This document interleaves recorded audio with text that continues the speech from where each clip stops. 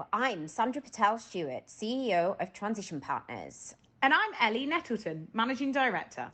Welcome back to our Let's Talk Leadership podcast, The Culture Edit. This season, we're super excited. We're going to be focusing on how leaders embed a positive organisational culture.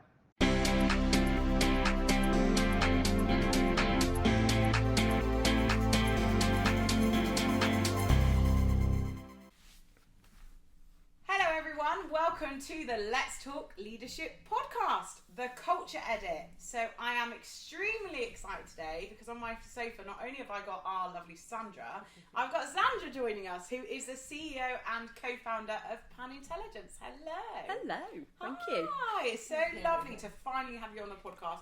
I know we've been speaking to the business for a couple of years now about getting you involved, so glad we managed to get a date booked in the diary, and to do it in person makes it even more special in our Leeds office. So I've worked with the brand for probably about 3 years now, so I know a lot about your culture, which is why we wanted to get you involved in the podcast, because it's well worth shouting about. So it'd be great then to start by if you can tell us a little bit more about the core values at Panintelligence. Well, thank you very much. I'm excited to be here, and fabulous working with you guys. We really love it, and I think culture is something that we've intentionally set out on from the minute we set the company up in 2014. In fact, in 2014 we spun the business out from another company called Pancredit, and literally we picked the server up in one building, walked across the car park and dumped ourselves in another office, and there was only 6 of us at the time, and it was like, oh my god, what have we done? I just emptied my life savings into buying the IP of this company. But it was like that moment of go, actually we've got an opportunity here to kind of start out as we mean to go on. And the first thing we did before we had a bank account was sit down and go, what culture do we want to build this company around? Wow. So me and my co-founder Ken and Mike, at the time we both had a real shared set of values that and still do. Mike no longer works in the business, he's retired, but we all had this kind of love of working together around some real common values, and we knew that that was the foundation for what we wanted to do. We'd all worked for the technology businesses, and we're like, actually, let's build something we're going to be really proud of. So culture was the foundation of, right, let's do something special, not just build a great company. And we ran these workshops, and I've got no idea what I'm doing when it comes to kind of culture workshops, but hey, give it a go. And I came up with this idea of some kind of onion, so like inner circles and outer circles, and there was all sorts of weird and funky diagrams. But in the end, we kind of got everybody together and asked them what mattered, what did they want to be part of, and it all came down to 3 core values at the time, and we're just re-energising those at the moment. Great. But yeah, so open and supportive and innovative, and the reason we ended up on those is that we realised that in order to build a really innovative business with a really innovative culture and do some amazing stuff with tech, people needed to be really open, and in order to be open about their ideas and share them, they had to feel safe. In order to feel safe, you need to support people in the right way. So a culture of feeling safe, fail fast, no ideas a bad idea, and that openness and allowing everyone to bring their whole self to work was the foundation. So in order to have innovative culture, you need to have an open and supportive environment, and those are the foundations, the 3 pillars that we built the business on. So Do you know, it's really fantastic to hear and refreshing to hear that you obviously started the business with the 6 of you, and before you even had a bank account, the first and foremost important thing to you was values and culture, which great, you don't hear very often, do you? Which is fantastic. So I'm really looking forward to hearing more about that culture. How's that evolved over the years then? Because you've really grown, and obviously the past couple of years everyone going more and more remote. Businesses change and adapt as you go from like the 6 to 10 to 20, and as you've kind of grown, it can get sort of watered down. How have you maintained those core values? And now you're saying that you're looking and re-energising them at the moment. What's the story been behind that? Yeah, it's great. So, God, it's been hard. Like, really, really, really hard. The minute we moved... You make it look easy as well. I'm so glad you said that. It's so hard. And we literally got to the start of the pandemic. It's easy for a tech company, right? Everybody already had tech. Most people were sort of working in a remote, non-remote way anyway, and most of our meetings with customers were online. So actually, for us, pivoting remote working was quite an easy transition.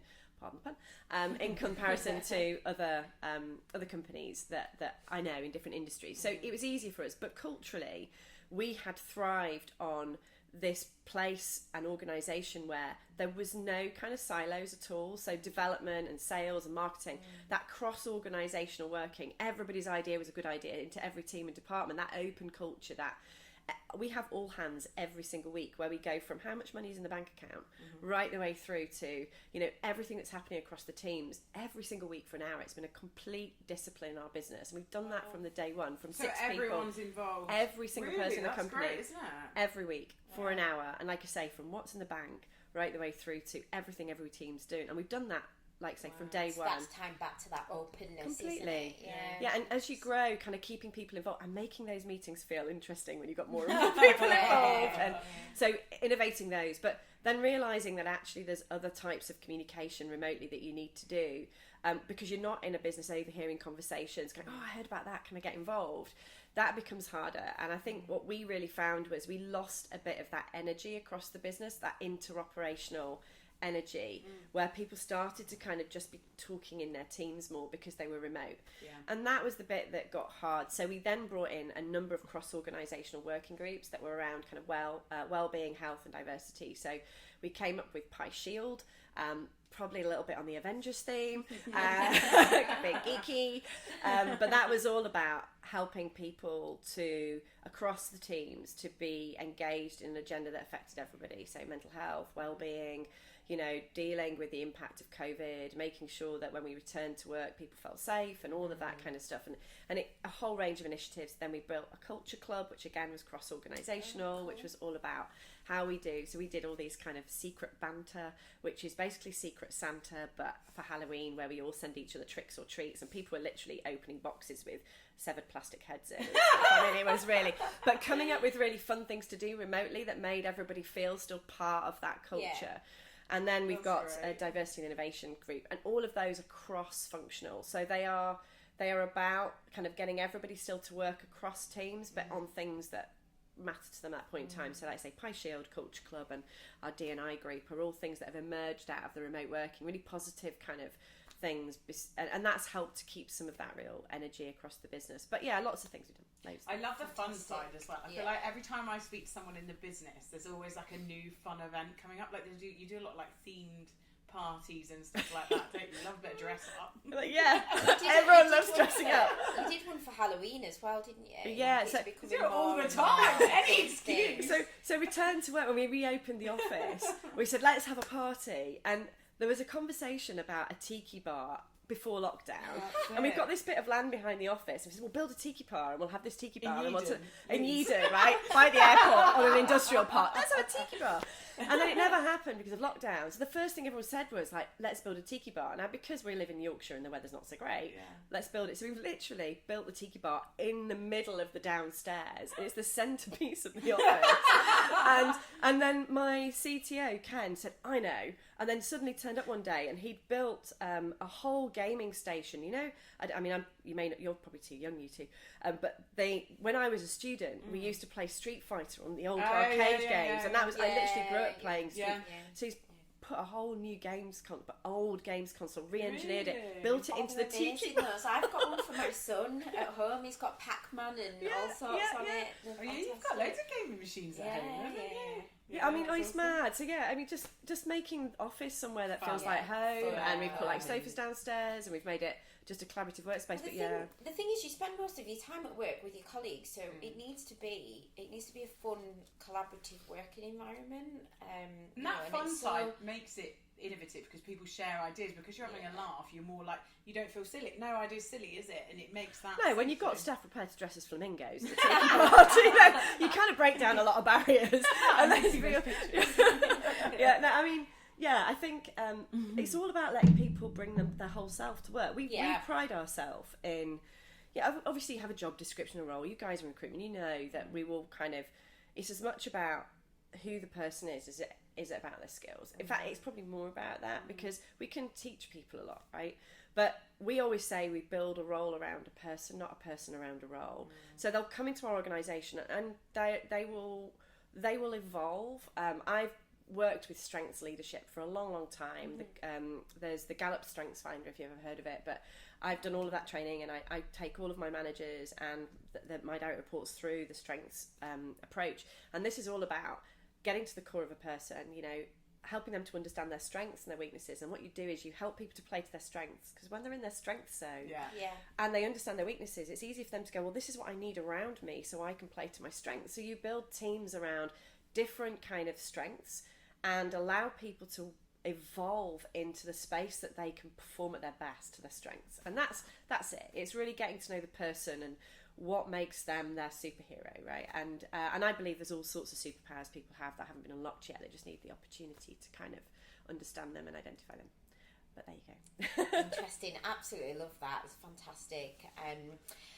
You said earlier that you share everything with the business, the teams, and it's a weekly meeting. I'm just interested to understand, because it's not often CEOs and founders of businesses and leaders at that level are involved in those sort of meetings. Do you lead those meetings? Are you involved in all those meetings? And are you kind of there, visible within the business? I'm probably too visible. I probably have meddled too much. Do you need to back off a little bit? I think my investors might say I need to back off a bit sometimes. I think it's really important. I think we did a piece of work. Back to the sort of values and culture. We're resetting our values and culture framework, because 2014 is a long time ago, and I think we've evolved as a business. And when we asked all of the staff about what they felt our values, so every single member of the business participated in those values and cultures workshops to go, where are we now? How is it different? And really brilliantly, open, supportive, and innovative came up all over it. So the core values were still really thread through everything, but the one thing that came out was the visibility of the directors in the business, the accessibility of the directors was one of the things that was valued the most. And therefore it's always been, we don't have, it's completely open plan, as most offices are these days, but I'll be sat and doing the call out days with our new SDRs. Ken, co-founder, he'll be, hands-on, helping our consultants build stuff and in with the development team, prioritising. Gaming with them, or whatever. And we can't do it all the time, but actually it's keeps us real, and it keeps us true, and it helps us to check in with the culture of the business and how people are feeling. So, and I don't think we'll ever not do that. How much time we get to do that going forward, I don't know, but I think we'll always find ourselves in that. And it's just the people. It's thinking about the people, and the people will really appreciate that, won't they? It'll mean so much. And like you say, even if it does reduce over time, the fact that you're still doing that and keeping your hand in with the people, I think I'll never stop, because I can't help myself. It's what I love doing. I love doing I'm absolutely the same. And keeping your finger on the pulse, though, isn't it? Yeah, definitely. And it's who you are, and it's where you come from. It's still your baby and your passions, and you enjoy it, and that's what you get. People's the exciting bit. It's amazing how many business leaders say, "Oh God, the people's the hard bit," and I'm going, "No, it's not. It's the really exciting bit," because essentially we're a people company. Tech. We've got a bit of tech, but people build tech, people sell tech, people support tech, people configure tech. There is nothing without people. People's the exciting bit. Helping people kind of find their happy place in a business and work become not just a part of life, but a really enriching part of life. Not just I don't want people to work to live. Working should be part of living, right? And it should feel like part of their joy of life. So seeing people thrive and enjoy work and being in an atmosphere. I walked into your office today, honestly, guys, you've got an awesome culture. The buzz and the energy and the feeling in the room. Music. It's visceral, and people will come here because of that, and that's the exciting bit. We build some tech, and that's exciting to a point, but the business and the people in it, the best bit. That's it. That's what I always say. I've been doing recruitment for nearly 20 years now, and I quite often get asked, why do you still do it? Why what enjoyment do you get out of it now? What do you enjoy? What do you enjoy? What don't you enjoy? Do you know what for me is, and what always changes is the people. As you get new people in, you build strong relationships. The existing people, the people that have been here for a long time, that's what gets me out of bed. That's why I enjoy sitting in that office now in front of, in and amongst it all, and we have a laugh. Yeah, when you came over and laughed at me for sending that gift for the first time, it's just that's why I do it. That's what I get out of it. That's my enjoyment now. It's important. Really important. So you're obviously a very inspirational leader. I would love to, and I think it'd be really great for us to share what from your perspective. You've obviously built a great, fantastic culture. What you feel the 3 kind of key characteristics a strong, good leader should possess? Oh gosh, that's a big question. And you've only got 3 answers. 3. Where most people getting it wrong, and what should we be doing? So I can only go on what I value, right? And it's not what everyone else values. But I take Charlie, my COO, and who we love, who is just one of the most amazing humans on the planet, right?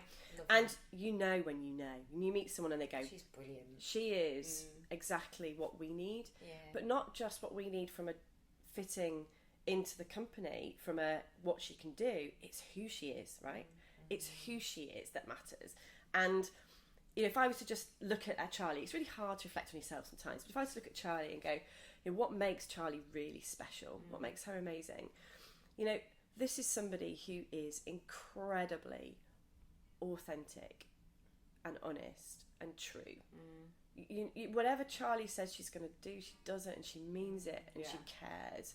There's an absolute, core to Charlie, which is, and when people's words don't match their actions, that's when leadership fails. Yeah. When somebody's actions resonate, and that's okay. Authenticity. There's lots of words to describe that, but I think it's about somebody's, saying something because they really mean it, and then doing it really, actually, at the heart of authenticity. That's Charlie. Charlie's also she's got this beautiful combination of being fearless and scary whilst being just the most lovable human on the planet. She exists, and I think that makes her, that vulnerability, but at the same time that strength. If you can be strong and vulnerable, wow, that's amazing. And I think strong leaders that can be vulnerable and people feel they can connect with.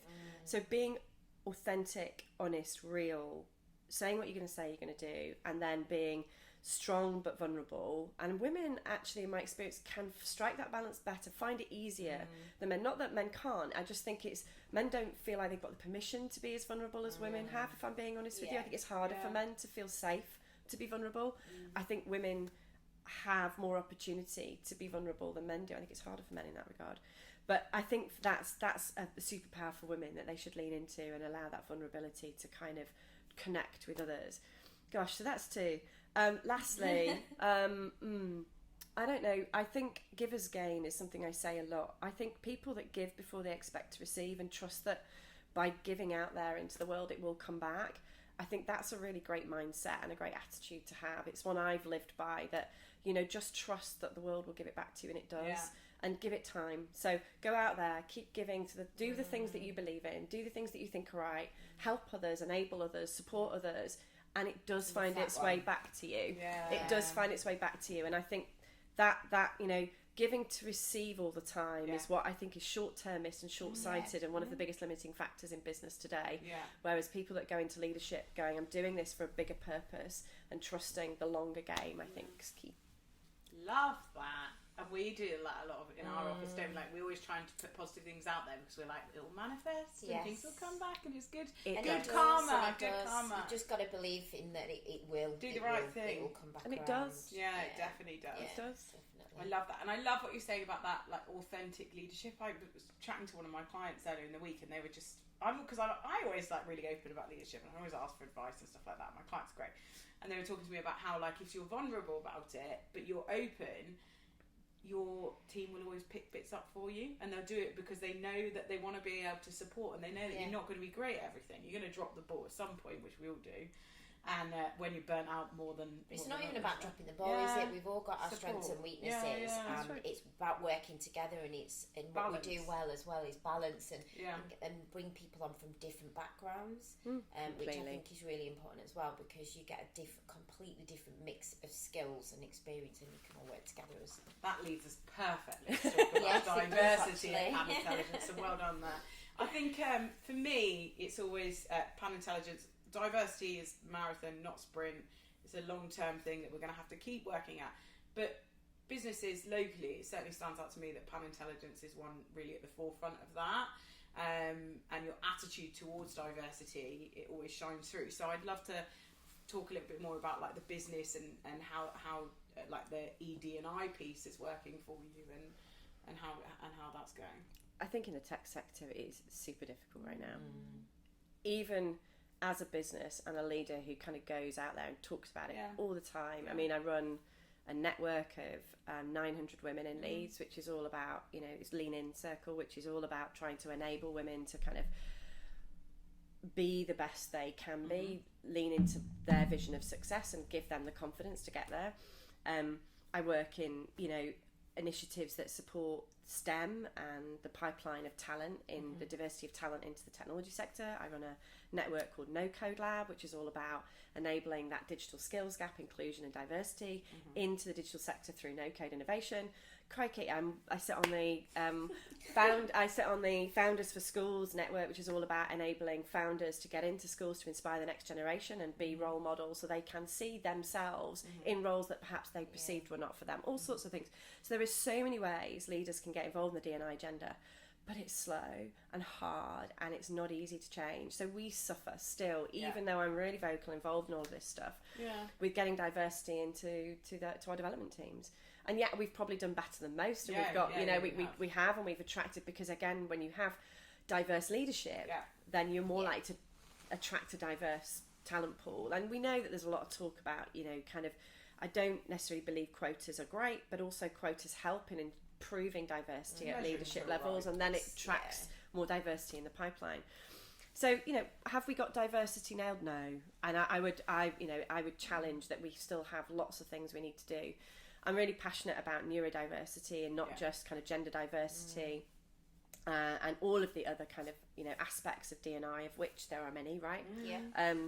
But neurodiversity is a real passion agenda for me, because I think there is, I'm dyslexic, my co-founder's dyspraxic. I'm always trying to look for people that have neurodiverse attributes that are undervalued elsewhere, because actually I think those with different skills that don't fit into the normal education system, the kind of linear path of learning, they miss the incredible talent that these people have got just because they've not been able to do a degree or got A levels.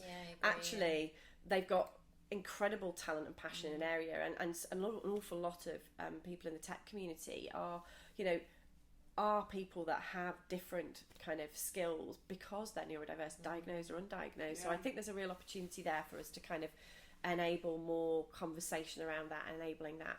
So gender is an area that I'm very vocal on, but there are other areas that we're looking at. I don't think it's going to be a quick solution. The skills pipeline shortage is huge. You guys must know that. I mean, it's desperate. It's desperately difficult. It's ridiculous. It's difficult. So the more people we can get attracted into digital through whatever means possible, and feel like it's a place they belong, the better. So more role models, please. More and more people out there representing the different groups that it's a continuous journey, though, isn't it? It's just something that we need to continue to work on. It's not going to happen overnight, but it is just that skills gap is just ridiculous at the moment. It's I've been in recruitment, like I said before, I've been in recruitment 20 years, and it is the worst that I've horrendous at the moment. But we still have more women in leadership roles in our business than most tech companies. If you were to look at our board and look at our leadership team, from a gender point of view, we do really well as a business. From an ethnicity, we again do very well. I think the fact that we're based in Yeadon, between Leeds and Bradford, means we attract two different communities into the business, and that enables diversity for us. And there's all sorts of things that can be done. And I think my one piece of advice, if anybody was asking, and I often get asked, what can I do to do something different? I say it's all about the pools that you fish in. So, you know, don't just fish in one pond and say, so you guys are awesome, right? You'll take on the mantra of helping us kind of go as broad as we possibly can. But there are also different groups, so North Coders, as you know, they're really good for us as well. Just help us to build that kind of diverse pipeline of talent in other areas. So make sure you're not just fishing in one. Challenge yourself to fishing in different pools. Talk to the universities, talk to the local pipeline providers, really. And I think about being like that visible role model as well. You do so well, and like the going into schools piece early, like grassroots level, it's the only way longer term that we're going to combat things, isn't it? So I think by going in and supporting. Can you tell us a little bit more about your involvement then, what did you call it, Founders in Schools? Yeah, Founders for Schools. So it's a national platform for Sherry Kutu set up. She's one of the directors of RM, which is a big education software provider in the UK. She's really well known for it. I'm sure she's got an MBE or something because of it. And that enables founders to, so schools, you register as a platform as a founder, and then schools can request for you to participate in all sorts of different activities like careers days and workshops and come into schools. So it connects founders with schools in a way that's really easy for them to connect with each other. So that's fantastic because it's a digital way of enabling that connectivity without having to use other ecosystem partners, direct between both parties. But also at Lean In, we run a community stream in the circle that I run, and I just did a project with Farsley School to 2 classes as just being a kind of digital leader role model, and we did this whole workshop, and the kids in 2 weeks' time are going to be presenting back to me through Zoom their ideas about the company they would set up, what their idea is and how they would and actually one of the questions is, what are the values that matter to you in the company that you build? So really getting them to think about not just the idea of the company or what, but actually the main question is what sort of company do you want to build? What matters to you? And it's amazing. They're so tuned in to that stuff.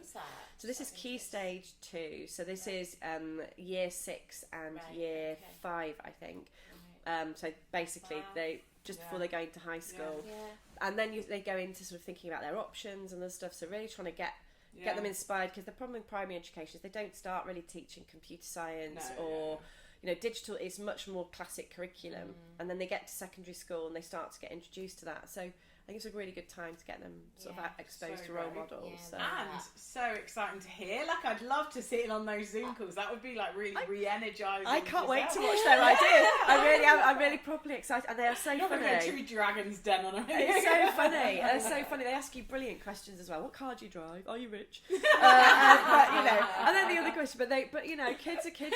They will ask you the questions that no one else would ask you, and that's what makes it so much fun. Really, really does. Great. Fantastic. That's brilliant.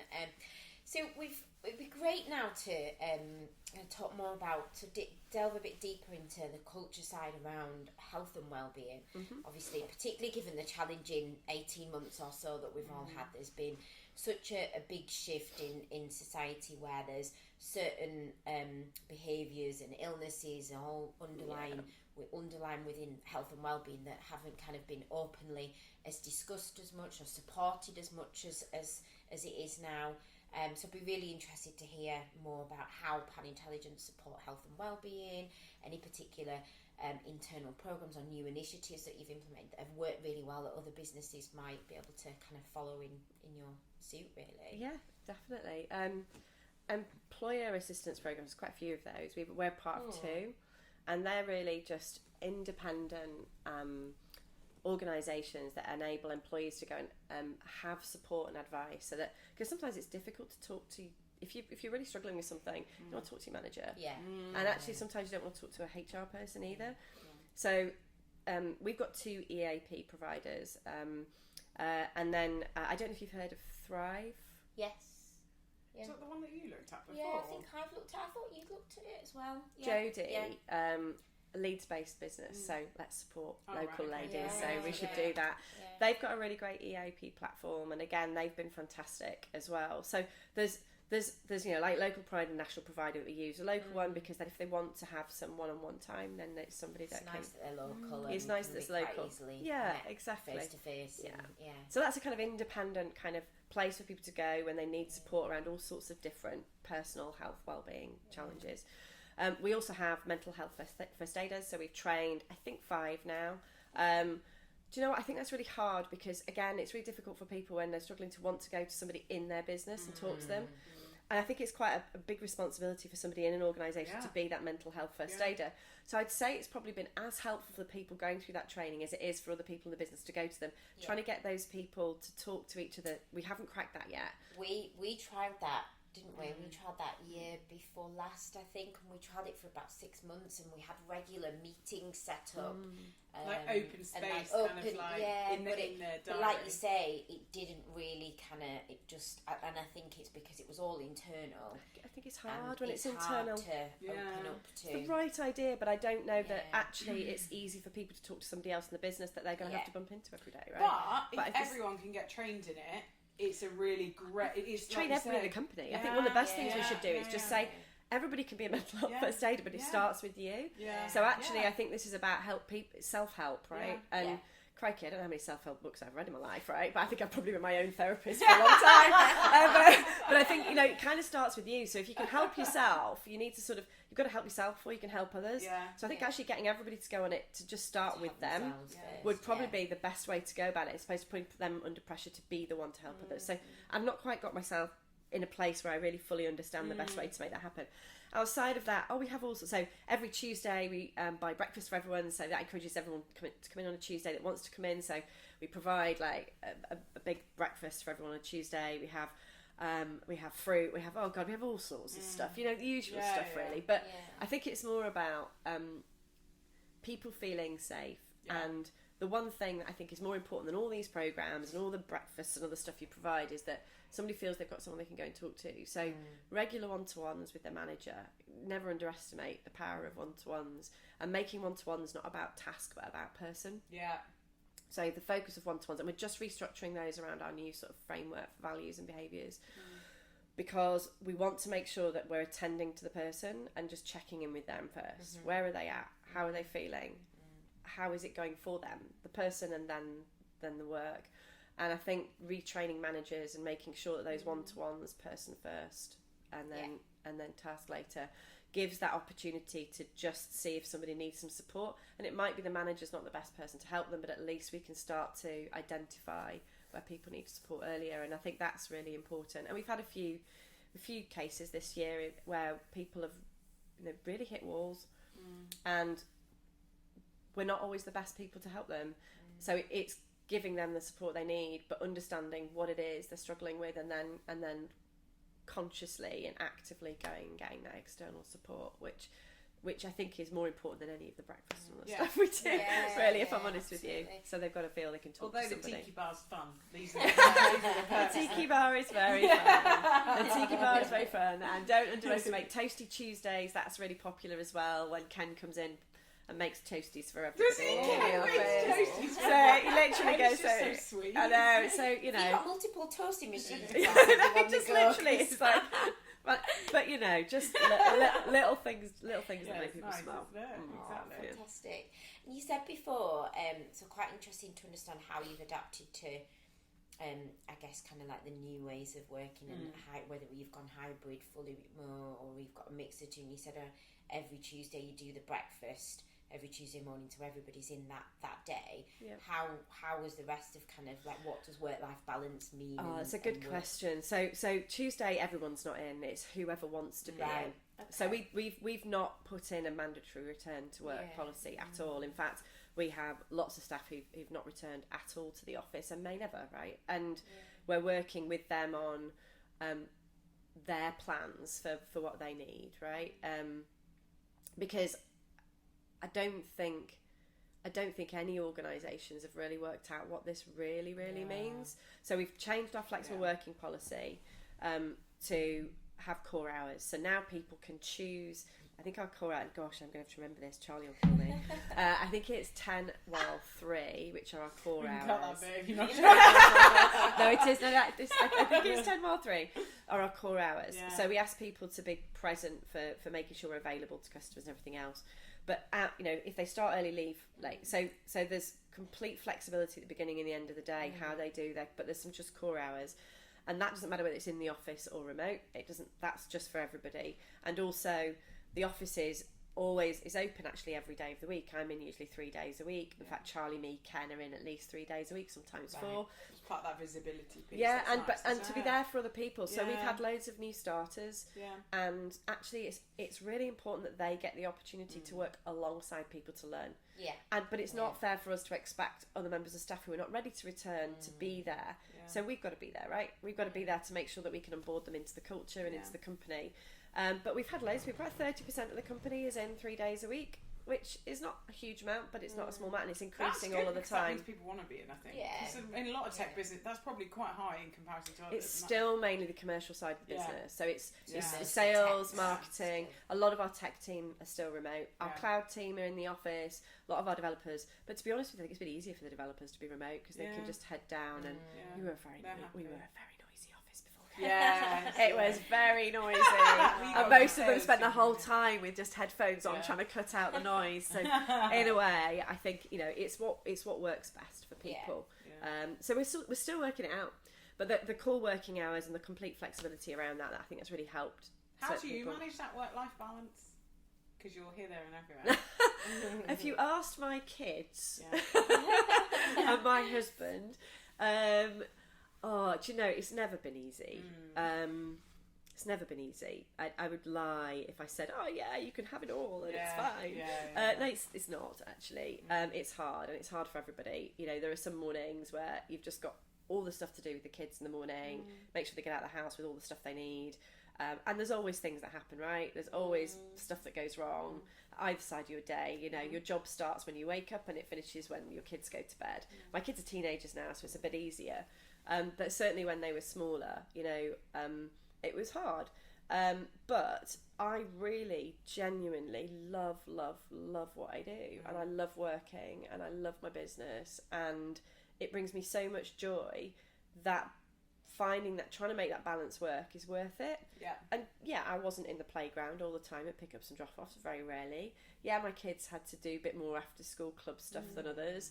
And yes, my husband's had to pick up an awful lot more at home than perhaps other family arrangements work, but do you know, that's not a bad thing. Quite frankly, I think I've come out on the right side of that. But it's you know, of course it comes with a bit of sacrifice, but if you really love what you do, it's worth it. And but I think what's really important is that, you know, if you really want to have a family and have a business and you have a partner and you know, it is about getting them to work with you on that dream. And I'm really lucky. My husband's been super supportive, and he's got his own company too, right? It's like we're both entrepreneurs, so we've both had to kind of give and take a bit between us.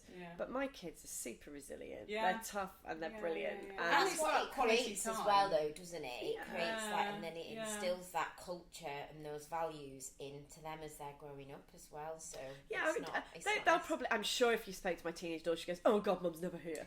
I get it. And she Well, they're teenagers, they don't want you there anyway, though, do But they don't know. She absolutely doesn't. She doesn't. She's not bothered. Grateful. That's So it. I don't. Yeah, I think it's a balancing act. Don't underestimate it. But it's been worth it for me. I wouldn't change it. It's about being present though when you need to be, isn't it? And I think making the most out of quality time. That's the thing. Like when we're all busy career women, it's important to us to have that, to be able to then enjoy the other parts of life that we love. And I think it's making sure that you're present and it's quality time when you are around. Still not got that cracked. I'm still struggling with that as well. Trying to I was not using look at this my advice. I phone. was hoping that Zandra was going to have the answer, weren't you? I find myself sat on the sofa trying to pay attention to something that we're supposed to be watching at family time. I'm like, turn my phone over, must not have the screen flash. I have to throw mine in the middle of the room these days, and it's very bad. I'm just like, he makes me throw my phone in the room. He? Yeah, because and I need it, because otherwise it's just Head doesn't switch off, does it? No, It's just it doesn't. habit, isn't it? It's habit as well. It's so bad. it is. I think I'd love to finish the podcast then with just a bit of a career advice from you, really. I guess ultimately our podcast, people listen to it for loads of different things, but they'd love to hear from someone as inspiring as yourself, like your top piece of career advice. I do have one. Okay. And I do have one I because thought you might. it is absolutely the thing that I think stood me in good stead, and I see it. And so I'm going to tell you about a girl called Sonia Dombrowski, who turned up at one of my Lean In events and walked straight up to me and she says, I want to work for you. And she was doing a master's in maths at Leeds University, and she was like, I want to get into the data scientist. I know all about you. She paraphrased, tell me a load of stuff about me.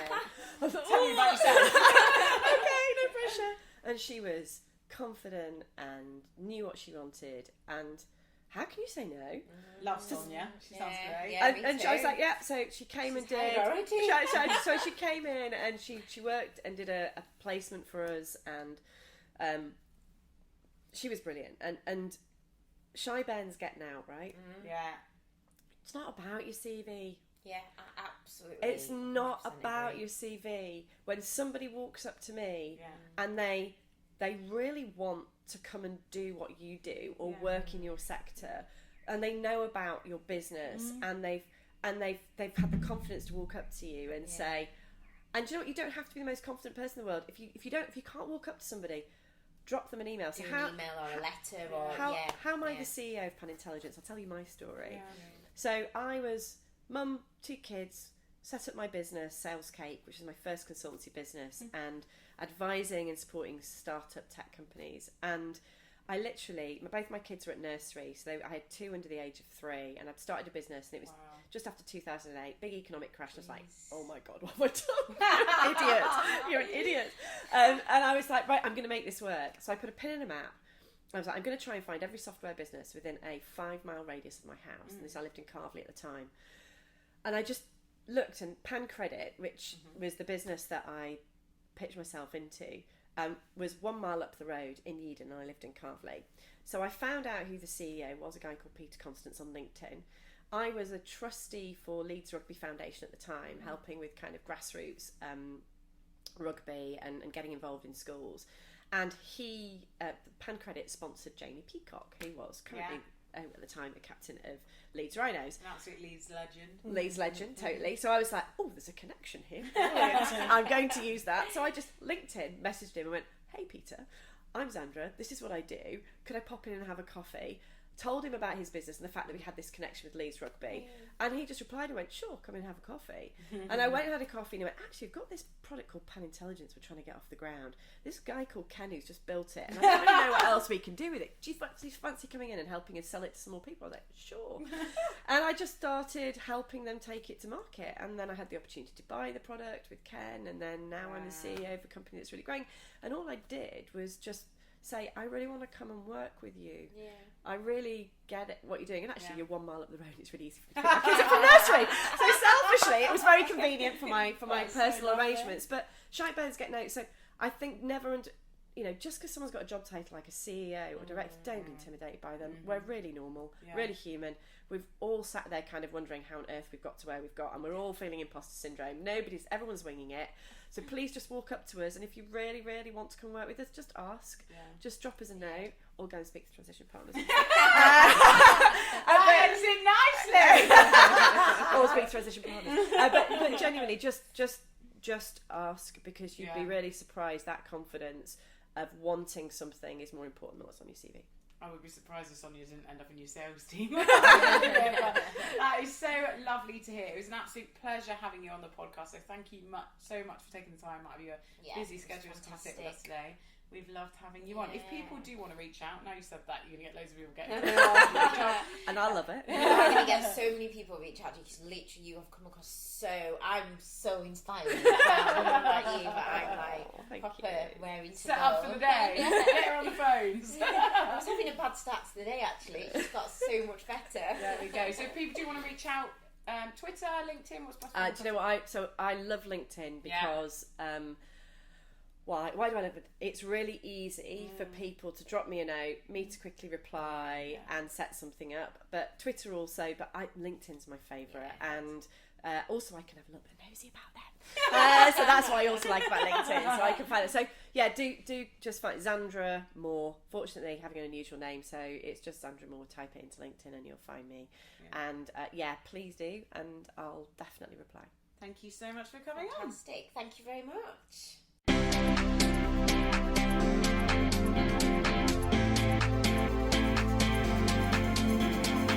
Thanks everyone for listening to our Let's Talk Leadership podcast, The Culture Edit. If you would like to talk all things thought leadership and how you've embedded a positive organisational culture, get in touch. You can also follow us on LinkedIn and stay tuned by subscribing to us on Spotify or YouTube for future episodes. Stay tuned for our next one. Bye for now, guys.